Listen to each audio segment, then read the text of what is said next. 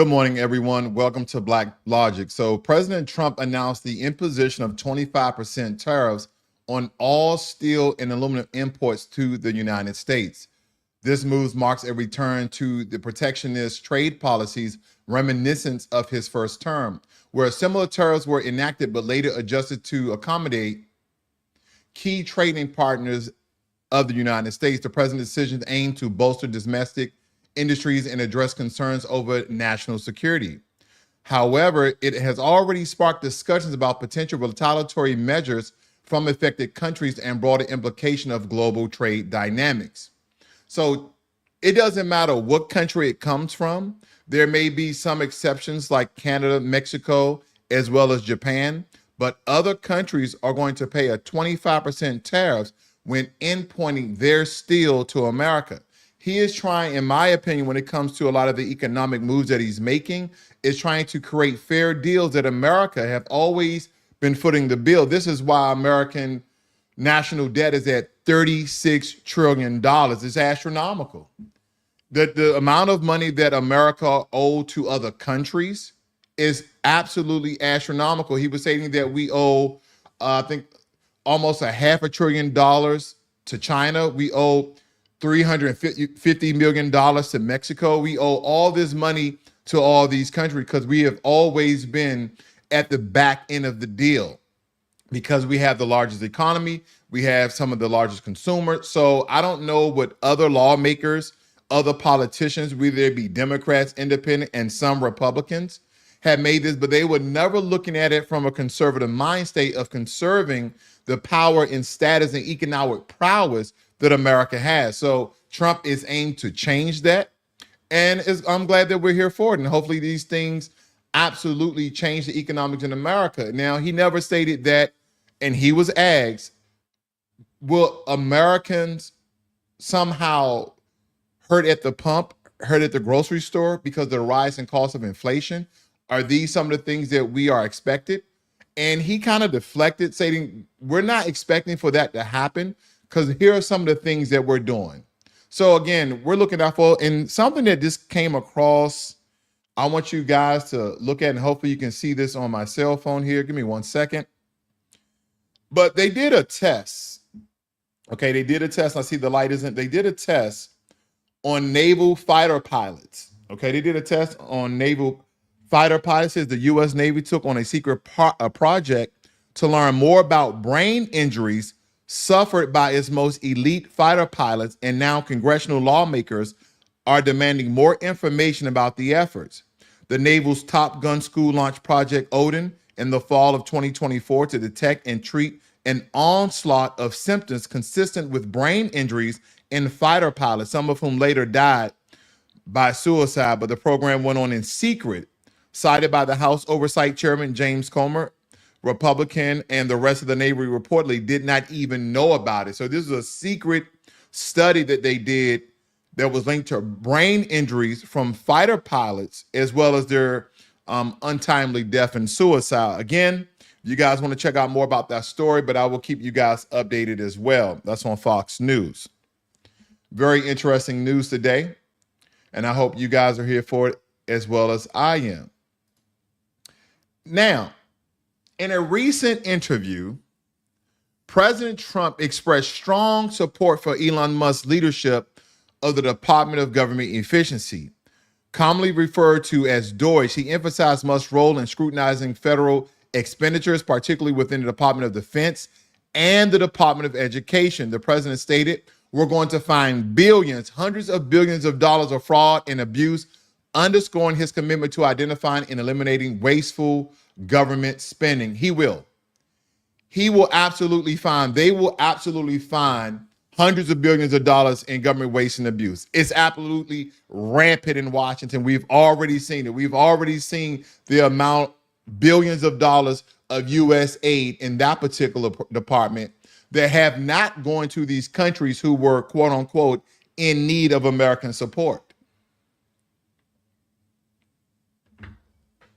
They're going to find a lot more. He also stated that they're going into the military. Me being a prior military vet myself, okay, I won't spill the beans, so to speak, but I'll just say they're going to find billions of dollars of government waste and abuse in the military.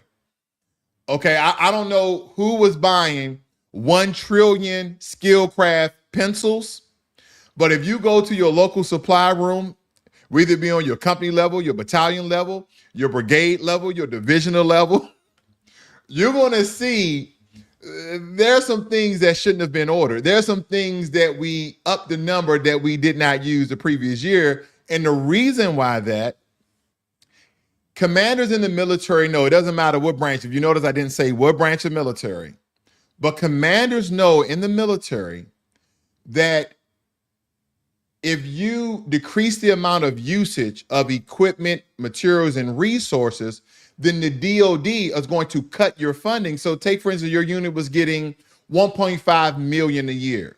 Well, you actually accounted for all the things that you use, and you didn't use 25% or a third of it. So next year you're going to get 0.9 million, or you're going to get 900,000, so to speak. They're going to cut your funding significantly. So they always put the amount or even extra so they can maintain their funding, so they can do training events. They kind of move that money to training events. I'm not stating that military commanders or military executives are doing anything illegal with the money, but I know they use that money for training. But on the books, that money is used for other things. So again, whether he goes into the Department of Education, he goes into all these departments, there's been tons of government waste and abuse of billions of American tax dollars. And again, the reason why this is such an important thing here, because a lot of people have been coming out against Elon Musk of some of the moves that he's been making. And not what you guys probably think. They're coming out against Elon Musk because of the man himself. They don't trust Elon Musk, but they like what they're doing. Can that exist in the same realm? Can you not like a person, but you like what they're doing? That's possible. Two things can be right at once. You cannot like somebody, but you can absolutely like what they're doing. But again, Trump has come out to protect Elon Musk with a lot of rhetoric that has been surrounding him, so to speak. And these are some of the things that Trump, that I want you guys to listen in, has said. I don't know if it's kickbacks or what's going on, but the people, look, I ran on this, and the people want me to find it. And I've had a great help with Elon Musk, who's been terrific. Bottom line, you say you trust him. Trust Elon? Oh, he's not gaining anything. In fact, I wonder how he can devote the time to it. He's so into it. But I told him do that. Then I'm going to tell him very soon, like maybe in 24 hours, to go check the Department of Education. He's going to find the same thing. Then I'm going to go to the military. Let's check the military. We're going to find billions, hundreds of billions of dollars of fraud and abuse. And, you know, the people elected me on that. Yeah, I can't say that I disagree. I believe that he's going to find exactly those large sums of amount of money that has been wasted in the government altogether. Again, the military is another government entity for the protection and security of America, but he's going to find fraud, waste, and abuse in that as well. Okay.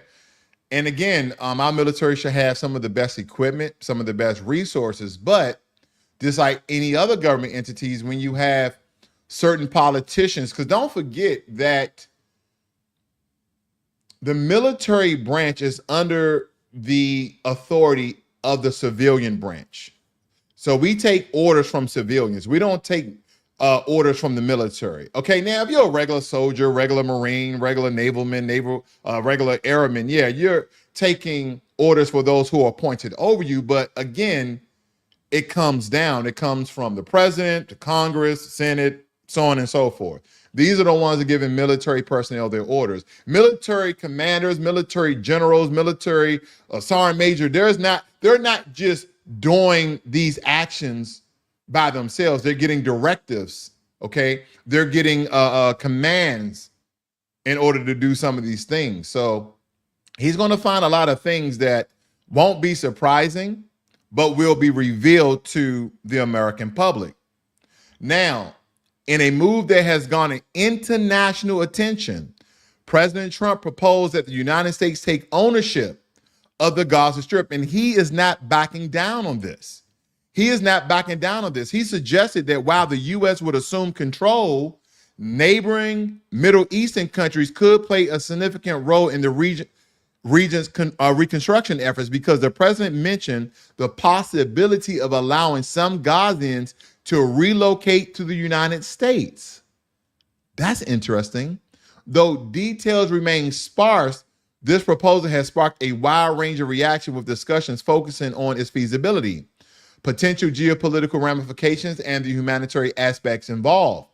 And also, there have been reports that Trump is going to allow other Middle Eastern countries to invest, to help rebuild Gaza. But no Middle Eastern country is not going to help to rebuild Gaza if they don't have a stake, if they're not being invested. Because again, supposedly in this area, the Gaza Strip is very close to the oceans, very close to a water source, so to speak. My geography is forgetting me at this moment nonetheless, but they have a supposedly beautiful horizon that overlooks a large body of water. So people are hinting that they want to create beachfront properties for Westerners, and that this is one of the reasons why President Trump has hinted to moving some of the Gazans to relocate to the United States of America. We know some countries like Egypt, as well as Jordan, where people are still waiting for countries like Yemen, as well as Saudi Arabia, to come out and speak out against this. But some people are hinting that Saudi Arabia may be one of the people who want to put a bid in to invest in the Gaza Strip. But Donald Trump has doubled down on taking control of Gaza. And again, you guys know where I stand on this. I totally disagree. I do not believe that America should be nowhere in the Middle East. There's never been peace in the Middle East. Okay. And again, a lot of people are just behind Trump 100%, but you should be very critical of your political leaders, regardless if you voted for them or not. You should be very critical and understand the worldwide ramification of some of the actions, depending on what they're doing in the region. Again, unfortunately, a lot of Gazans have lost their home.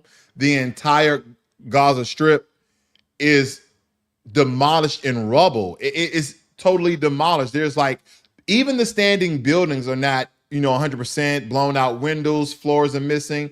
There's nowhere safe to live here until it's renovated, totally. And they're going to have to excavate all of this rubble that you guys see here in the picture. They're going to have to get rid of all of it. It's unsafe for anyone to live there. No running water, no heat, no air conditioning, no amenities at all. So again, hopefully the Arab nation will get together and help Gazans to rebuild the Gaza Strip and reinforce it. Okay, so things are built a lot better, a lot stronger, and hopefully they can enter a peace treaty with Israel, so these things essentially won't happen. But history has a dark past that we just don't know what the future holds when it comes between Palestine, Gaza Strip, as well as Israel. So hopefully they can make things for the better. Lonnie Johnson.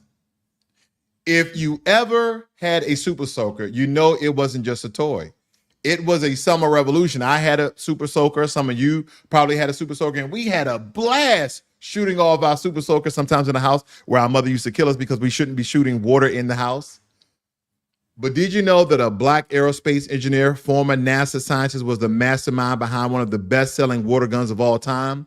I want you guys to meet Lonnie George Johnson, the brilliant inventor who created a super soaker in 1989, a toy that went on to generate over $1 billion in sales and revolutionize the toy industry. But Johnson's story is much bigger than water guns. Yeah, he became famous because of the water guns, but he is also an aerospace engineer, a NASA scientist, and the holder of over 100 patents, many of which have shaped technology beyond the toy aisle. His journey from the military engineer to toy industry legend is a testament to the brilliance, innovation, and resilience of all the hard work he put in. Born in 1949 in Mobile, Alabama, Johnson showed early signs of genius. As a kid, he built his own robots and rocket-powered engines. In 1968, he won a national science fair for his homemade robot, Linux, while being the only black student in the competition. Earned a degree in mechanical engineering from Tuskegee University, later obtained a master's in nuclear engineering, proving his expertise in advanced technology. Even as a child, he dreamed of becoming an inventor, and he never let racism or systematic barriers stop him. Before becoming a household name for toys, Johnson was a major figure in military and space engineering, worked for NASA's Jet Propulsion Laboratory, helping develop technology from the Galileo mission to Jupiter, designed high-power energy weapons and cooling systems for the U.S. Air Force, contributed to the stealth bomber program, developing advanced engineering solutions for military defense. His career was already legendary before he even touched the toy industry. Johnson's most famous invention came by accident while he was working on a heat pump system in the bathroom. While experimenting with a pressurized water system, he realized he could shoot water with incredible force. This unexpected discovery gave him the idea for a new kind of water gun. Over the next few years, he refined the design into what became the Super Soaker. After years of rejection from toy companies, he partnered with Laramie Corporation in 1989, and the Super Soaker was released in 1990. Within its first few years, the Super Soaker made over $200 million in sales. It became one of the best-selling toys of the 1990s and remained popular today. In total, it has generated over $1 billion in revenue. He changed the game for the toy industry forever. Johnson didn't stop at water guns. His inventions include the Johnson Thermoelectric Energy Converter, a breakthrough in renewable energy technology, a new battery storage technology that could revolutionize solar power, advancements in space and defense technology, continuing his contributions to NASA. In total, he holds over 100 patents, proving that his genius extends far beyond toys. Despite his achievements, Johnson was denied funding for many of his earlier projects due to racism in engineering and business. Had to fight for fair compensation after the large corporation made millions off his ideas. Was often overlooked in tech history discussions despite his massive contributions. But he persisted, proving that Black innovators are at the forefront of technological breakthroughs. Inducted into the National Inventors Hall of Fame in 2022, built his own research company, Johnson Research and Development, to develop advanced technology, continues to inspire young Black engineers and scientists through STEM education programs. Lonnie Johnson was more than just a creator of the Super Soaker. He was a NASA scientist, an energy innovator, and an engineering legend. So the next time you see a Super Soaker, use a NASA innovation or hear about new energy technology, I want you guys to remember Lonnie Johnson. And a lot of things that I have highlighted here, I'm gonna go over very quickly because again, this is just reiterating some of the things that I just spoke about. He was trained as an engineer that you guys see here, heading the Space Nuclear Program Safety Section at the Air Force Weapons Laboratory. Also in 1979, he left the Air Force to become a system engineer at NASA to work on the JPL that was on the Galileo mission that went to Jupiter. He served in space system at Strategic Air Command and was the first flight test engineer assigned by the SAC to the stealth bomber at the SAC Test and Evaluation Squadron at Edwards Air Force Base. In 1987, he returned to JPL to work on the Mars Observer and Saturn Cassian project. The Super Soaker generated over 200 million, as we stated before. And one key thing that was missing, you guys remember the Nerf gun?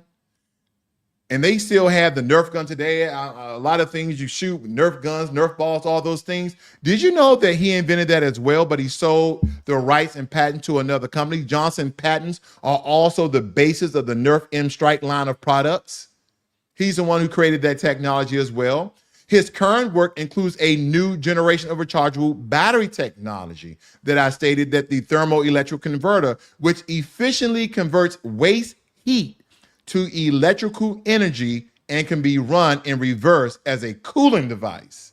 Now, I can just tell you about some of the things I've read about Lonnie Johnson. He's a genius. He's very intelligent. Some of the things are just groundbreaking in my work, because I want to read that again. I don't know if you guys are science nerds similar to me, not much so a nerd, but I just love technology. When they telling you that, let me read this once more, that his rechargeable battery technology and also the Johnson thermal electrical converter, which efficiently converts waste heat to electrical energy and can be run in reverse as a cooling device. That is astronomical. It kind of reminds me, was it Mel Gibson who created the fracking machine that he can extract a lot of the waste oil from water? Remember, we had that very large oil spill. I believe the company that Mel Gibson, and quote me if I'm wrong, he had a company that created a machine that collects the oil within the water, extracts the water, and removes the water from the oil for that oil to be used once again. To me, it kind of reminds me, but again, he's using heat waste, whatever contraction of the thermoelectric converter, the waste, or the heat that dissipates the waste is being reused and then used as a cooling device. I can't even imagine the technology behind that. But again, I'm just astounded of the genius of Lonnie Johnson. I thank you guys for joining me here this morning. Keenan Jenkins says, still not understanding how the U.S. can take over. Crazy work. Cornelius Jones, Israel is responsible and should pay reparations to Palestinian peoples and America politicians. I don't know. I tend not to get into discussions, but I do report on it because it's worldwide news, because the America is involved. As far as the relationship between Israel and Palestine, such a dark history there. They've been at conflict for a very long time. But nonetheless, you guys have a great and wonderful morning. This is Black Logic.